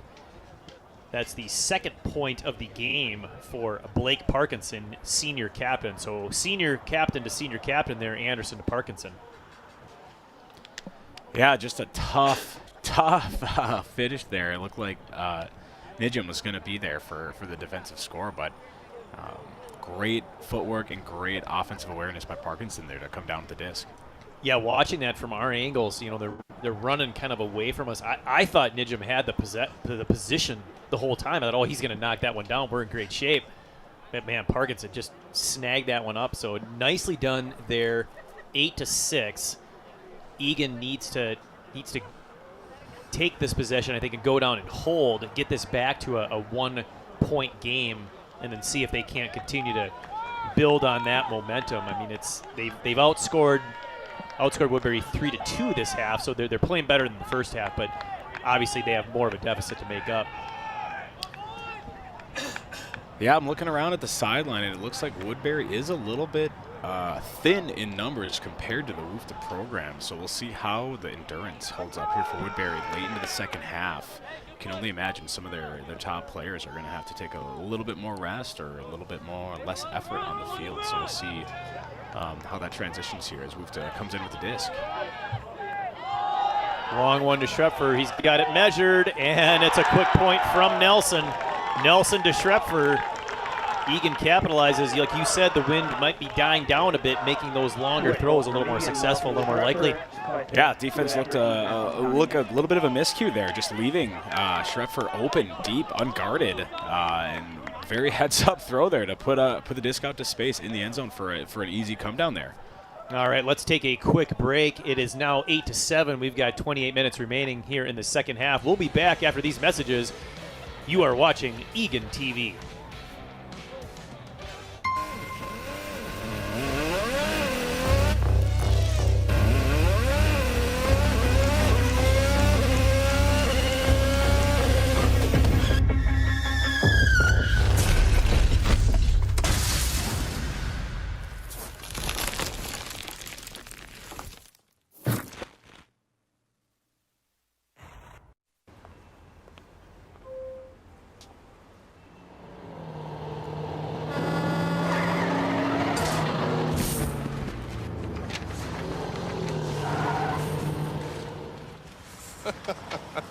This can't be happening. This can't be happening. Of course it's not happening. Armored car. Listen, having money isn't about luck. Make your own coffee, save $1,000 a year. Feed me. Feed the pig.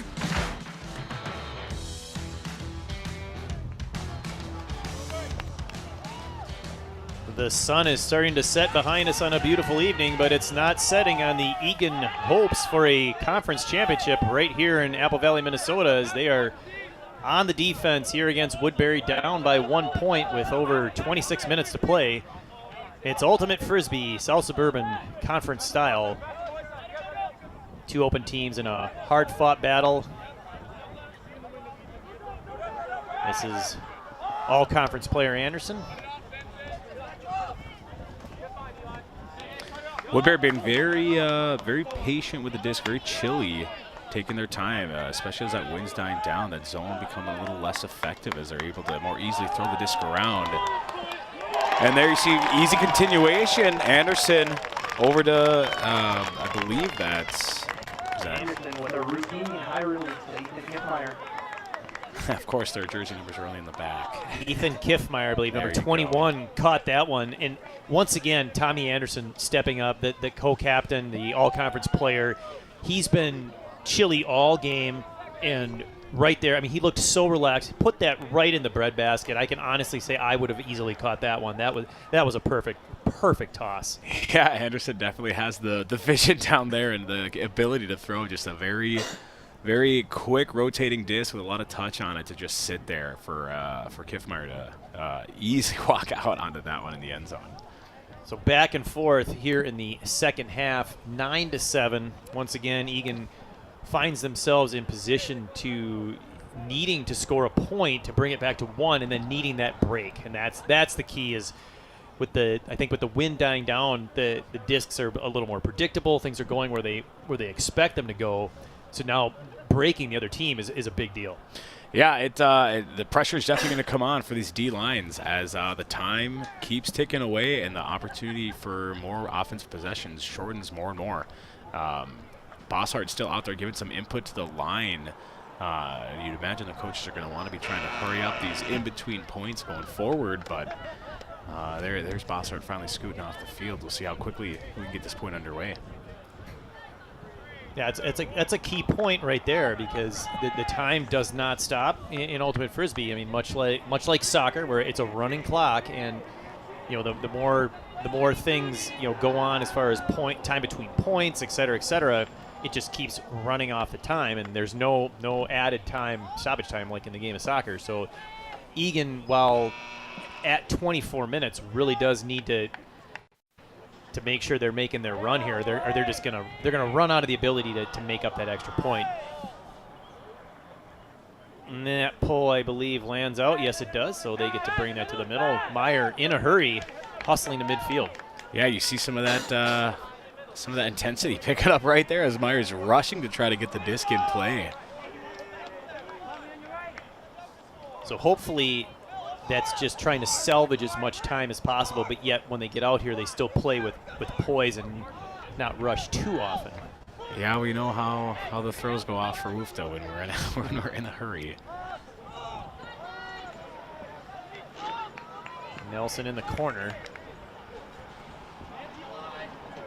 looking for some sort of relief. He's going to run up against the stall clock here eventually. He's got to go with the hammer. Oh, and defensive play, but we got a call from Johnny Quick. Johnny indicating that that 41 hit his hand as he was coming through. They're going to have a discussion here to see what the end result looks like. Appears we're going to send it back. I know the stall count was very high over there, but coming in back on a disc like this, the stall count can only come in with 2 stall counts left on the clock if it does go back to Nelson on the sideline there.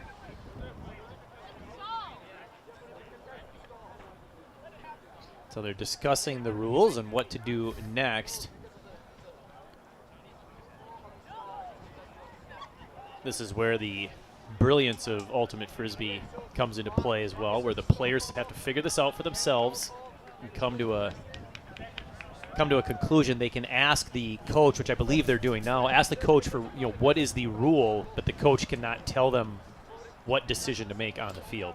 Yeah, they can ask for clarifications, but can't ask for the coach's input. That has to come from a player on the field.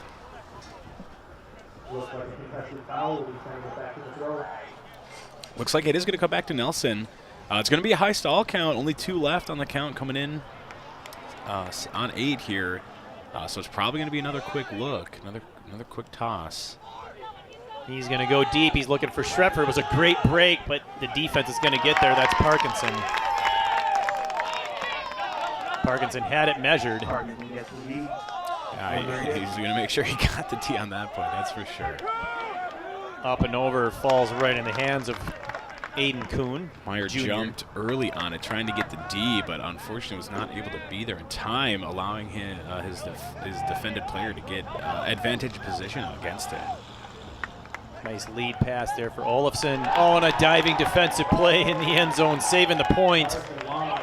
Lawmeyer with a great D there, laying out fully to get the stop in the end zone, saving the possession for Woofta here. Nelson, Schrepfer. Parkinson plays a pretty good deep defense. So I think they might hesitate to go that route. Meyer with an upside down throw called a scoober. You don't see that one too often. Crazy to see it come out here. Wind definitely has died down out there if Cole's going to whip that out of his arsenal. Another inverted throw with a hammer by Meyer, doing anything and everything he can to move that disc around. And another call, another stoppage. Of course, this takes more time, so I think Eagan needs to be a little strategic here. They can't afford to spend too much time on this. Looks like the call's taken back. Quick. Splits the D nicely. Oh, and a tough throw. Schrepfer doesn't even get up all the way. He's like, I got him. I'm throwing it. That's Marsh. Around to Johnny. Great possession and movement here by Woofta. Oh, and the miscommunication. Schenecker makes a great cut, but abandons the route early as Quick releases it for an unfortunate turn. And Woodbury does the same thing. Miscommunication from Woodbury right back. And a point is made. Is there an injury, though?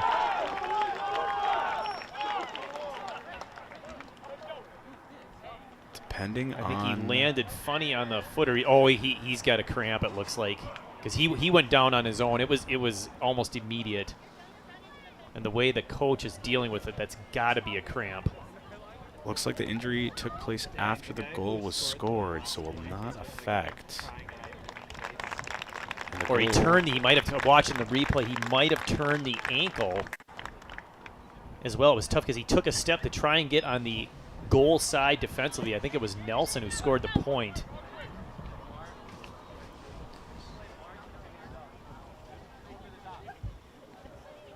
But yeah, I can't tell if it was like a, I believe it's the ankle, just the way he's walking now. So you can see it where he's, we're watching a delayed replay, but then he goes down and quick to Owen Nelson. So a big point there for the Wildcats. You know, we're at 19 minutes now. I believe it should be 9-8. Yeah, 9-8.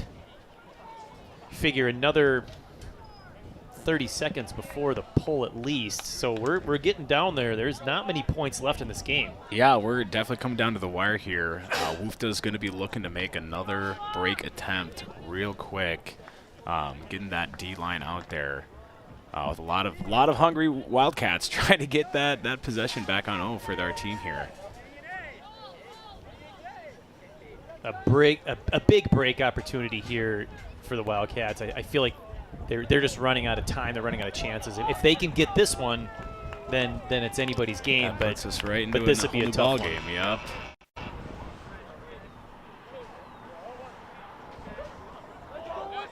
Bach with the pull. He's going to get some roll. Nice job by the Woodbury Ultimate team stopping that one from rolling too far. A little miscommunication on the Woofta side. Looked like they were trying to come down person, but not everybody knew who to match up against. Leaving an opening there for 22. Woodbury taking advantage, moving it quickly down the field, passing with precision right now. Looks like Wolf just shifted into a zone setup. Not sure if that was the intended call or not. Feels like there's a lot of open Woodbury players here. They're not having any sort of challenge. And speaking of open players, Anderson finding Aiden Kuhn wide open. An easy goal for Woodbury Ultimate. That gives Kuhn a hat trick there of goals for his third goal on the day. Yeah, not sure if the zone call was intended there, but definitely allowed for a lot of easy swings and movement. Woodbury has been relying a lot on those high release throws, which has definitely been going off smoother as the nights progressed, as that wind level has died down a bit. All right, we're gonna sneak in a quick break here. It's 10-8. Woodbury has the lead. Southwest Suburban Conference Championship right here on Eagan TV.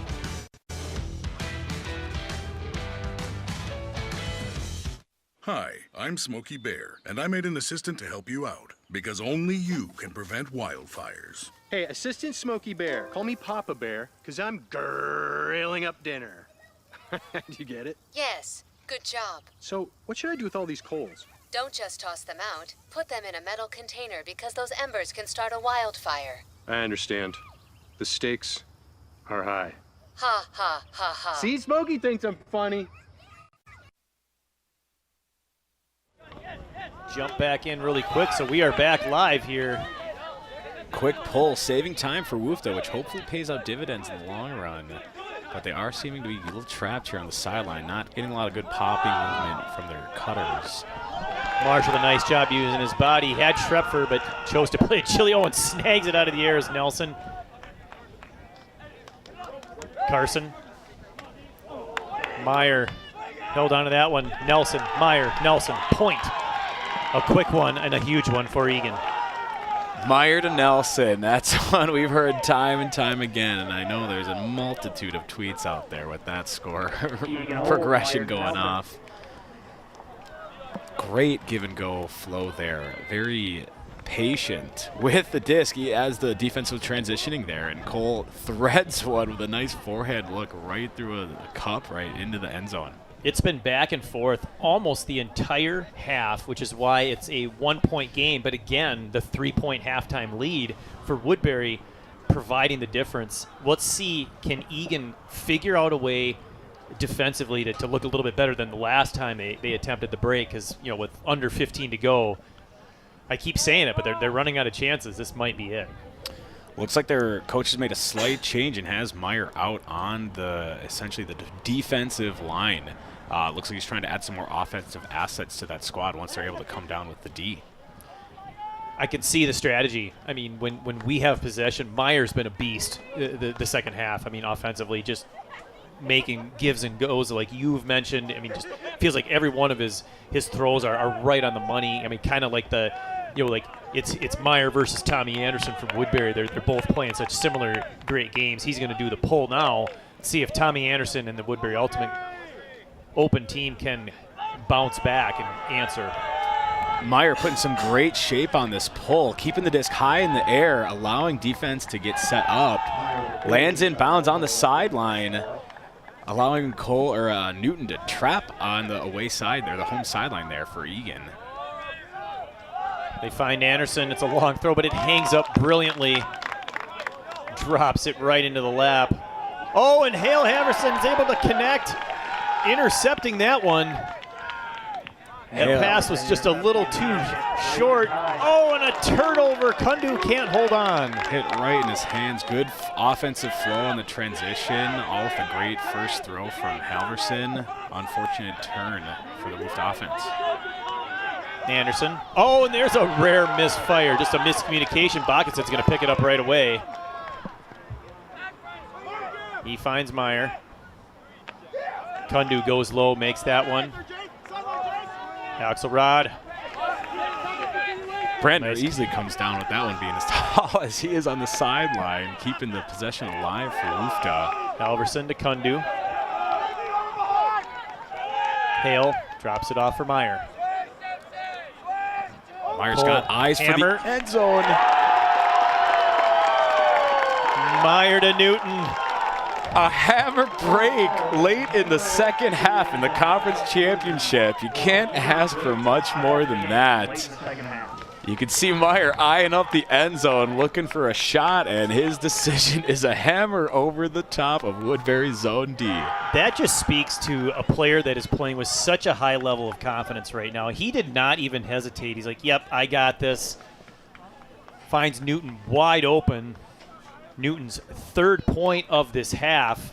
So captain to captain connects with the beautiful full moon in the background here. We are all knotted up at 10.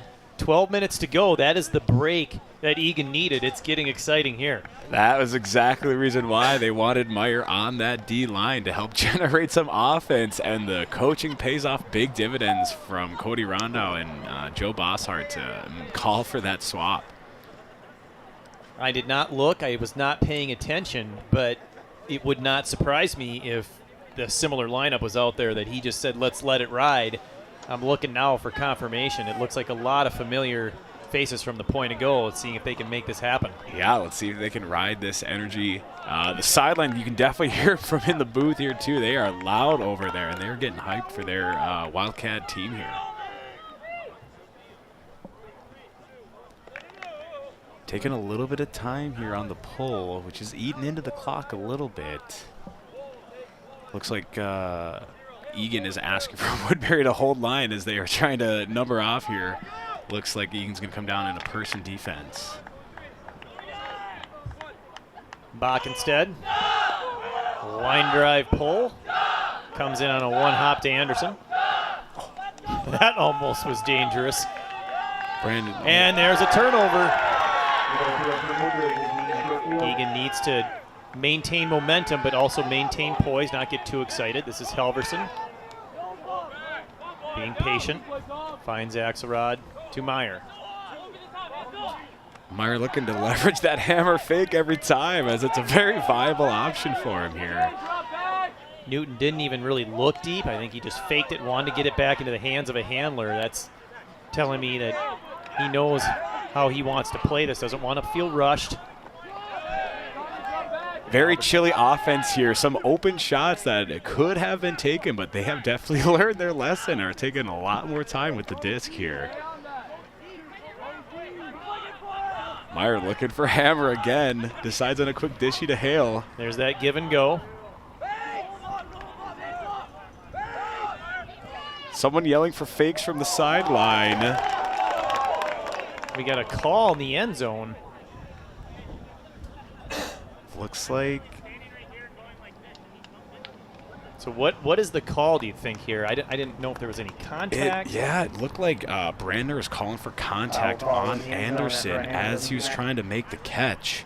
Assumably, Brandner would have to have had stopped rotation of the disc and had then been fouled by one if he's calling for a strip call. But if he's just looking for a foul call, Brandon has the right to the disc in front of him. So if there's any sort of physical contact from Anderson as he's trying to make that play, the foul call is viable. And that is the call. So Eagan with possession again. Axelrod in a bit of trouble. Coming back was Newton. You can hear the stall count now. Brandner with the catch. Back to Meyer. Underneath, long, he's got Kundu and he caught it. Eagan has taken the lead. Another brilliant throw from Cole Meyer, the senior captain. Meyer with vision like a hawk, throwing across almost more than half the field to Kundu for a great goal on the far side of the field to give Woofta their first lead of the day, I believe. You are correct. That is 3 straight for Eagan. They are now up 11-10. We're going to hold it right here because I anticipate things are going to speed up just a little bit now. Both teams looking to keep play moving. And honestly, the way this game has been back and forth, the intensity of the game, the quality of play, the faster they get moving, I think the better for everybody. It's just more enjoyable Ultimate Frisbee, to be honest. You can see this D-line is definitely coming alive here in the second half. Maybe not having too many reps in the first half with Eagan's O-line on a lot more frequently is causing them to be a little more fresh here late into the game. And like I talked about earlier, Woodbury coming down with some short numbers on their starting lines, looking like they're running a lot of the same individuals from point to point, which has got to be tiring for them.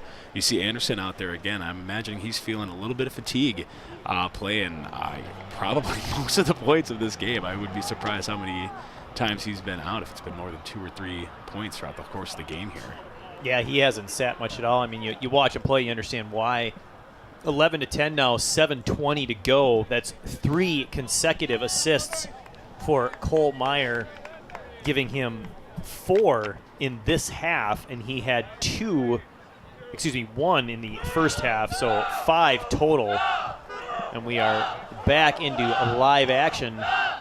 A very lofty pull by Meyer. Keeps the disc on their half of the field. It was a great idea.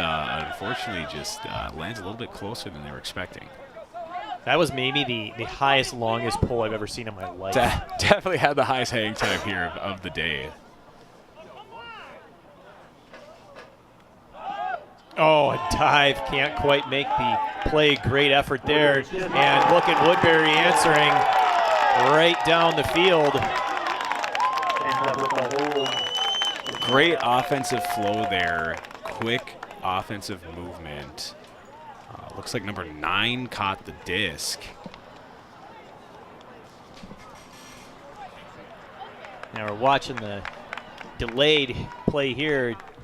28-1, back to 28 and in to the zone. So 28 definitely got the assist. We've read that number a few times. That's Davin Olafson for Woodbury, tying things up. Less than 6 minutes to go. Number 9 is the correct point scorer, so well done there for Owen Southworth. Yeah, coming less than 6 minutes left, 11-11 in the 2024 Conference Championship. Definitely fun matchup to be watching here. Looks like Woodbury's going to roll the same line, if I'm not mistaken, while Eagan is coming in with their D grouping again as well, with Meyer flexing onto the line. Excuse me, this would be the O set. With Meyer still running it again. I'm sure he's feeling a little bit of the tiredness coming in for himself as well. Gorgeous pull there. Going to settle down. They'll let that hit the grass. Take no chances. Meyer picks it up against his zone. Goes right to the hammer. Marsh, Schrepfer. Great patience with the disc. Easy reset to the hammer, which is exactly what you're asking for from your tall cutters in the zone offense. Floppy throw there to Meyer, but he manages to make it work. And finds a great gap through that 4-person cup. That is incredible vision and great execution by Meyer again. Nelson and Quick. So what is the... Looked like there was a travel call, and Owen's just trying to give the disc back off to Quick there. Not sure who called the initial travel play, but that's where we're finding ourselves here on the sideline. Players are supposed to go back to where they were. The first half, being down this close, plagued Eagan. They made several mistakes. That has been the difference from the majority of the second half. Let's see if they can maintain that poise and patience. They do. Meyer once again. That is Schrepfer with the point. They've connected before. Eagan back out to a 1-point lead. Brady picks up a hat trick of goals as well for his 3rd goal on the night. Meyer just shredding that cup time and time again, finding those gaps, hitting some nice low shots, getting some great windows there. Some very tight windows for a fun goal on the front corner there on the away side for Woofda. So the points have really picked up here in the last, what I'll call 15, 20 minutes. It feels like both offenses are just coming together, or when there's a turnover, it's a quick transition to points. Made for an exciting finish here. first one to 15 wins. I don't think that's going to happen in the next 3 minutes, but that would be very surprising. You indeed. never know. So now, rule specification, let's just, for the sake of this hypothetical, this point takes forever and the clock ends at 0.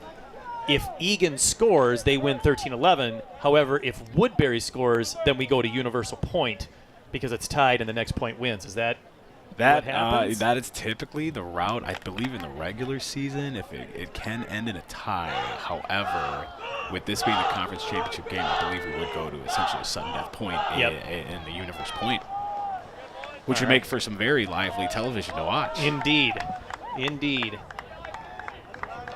But at the rate they've been scoring points, we probably got a couple more left at least, so we'll see how this goes. Woodbury slowly taking the disc into the middle of the field, trying to eat up clock here to get into that exact scenario. It also makes me wonder if they're conserving energy a little bit just from being more tired. They're not playing as many players. Definitely. And a devastating turn early in the possession there for Woodbury. Big possession here for the Wildcats. They're going to go to the hammer high. This is a tough one, and great defense. I think that was a little too aggressive. Meyer needed to hold that one and be a little more chilly. Definitely a little preemptive there. Meyer feeling the hot streak coming on, like the look. A bit ambitious. Oh, but another errant throw from Woodbury. So Eagan gets a second chance here. Eagan with a minute and a half here to work it up the field. Just about the right amount of time to get some good flow moving to score and put the disc away. A high throw, and well played. Bailing him out. Brandner rocking that one glove on his left receiving hand. Definitely paying off dividends for that. A little extra stickum on his hand. Going with the Michael Jackson look. I like it. Definitely a good look to rock. Meyer playing it safe. Axelrod swings it to Bach instead. Kundu, end zone, point. Excellent execution. Great swings by Rufta. Kundu very open in the end zone on that break side. That's exactly how coaches drew it up. That's exactly how they're looking to have it executed. Well done. Cody is signaling, Rondow is signaling a timeout on the field, which theoretically will bring the game to a finish. So a little strategery there for Coach Rondeau. We'll take the quick timeout as well. We'll be back in just a little bit. You are watching the South Suburban Conference Championships right here on Eagan TV. Honey, what I think you need is a socket wrench. I played JV basketball. I'm sorry. I don't think it looks right. This is good, and it's all good, baby. Is it really all good?